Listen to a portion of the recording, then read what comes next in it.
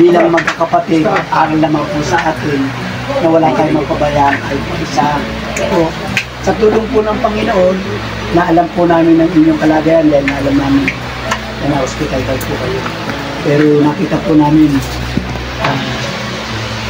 sa tulong po ng Panginoon, masaya naman kayo kahit sa karamdaman. Opo, basta po, sa atin po, tuloy-tuloy lang po tayo ang tulong ng Diyos. Sabi niya, meron tayong kakatiisa. Po, bagay na sa ating pagkasama-sama, yun nga po, hindi po kayo nag-iisa kung ano man pong kailangan. Dito naman po kami tayo mga magkakapatid para po magtulong-tulong. Yun din naman po ang bilin sa atin ng ating taga-akay ng kapatid. At po yung Daniel. Po, sana tuloy-tuloy lang po tayo. Yun po, salamat po sa Diyos. Isang magandang gabi sa inyo at sa inyong pamilya. Salamat po sa Diyos.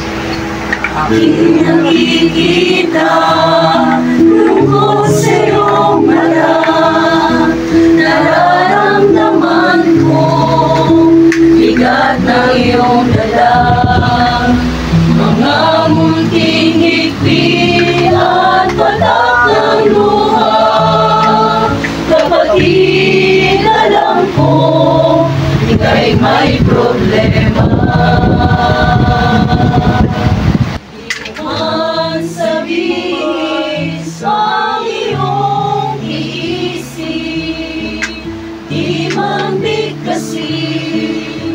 Laman ang damdamin, kahit na hindi ka laging dumadaig, batid ko ang bigat ng iyong dalahin.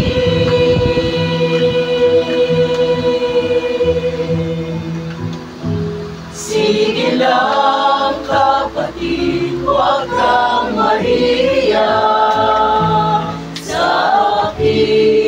Balikan, ipatak ang luha, sasamahan kita hanggang magagawa.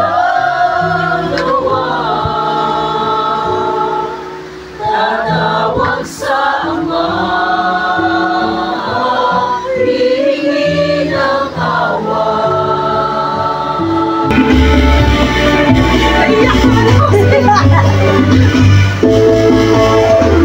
Kaibigan, bakit ka naguguluhan?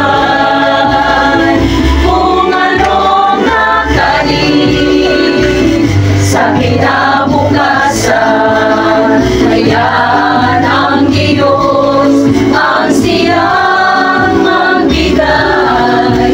Anumang bagay dito sa mundong ibabaw,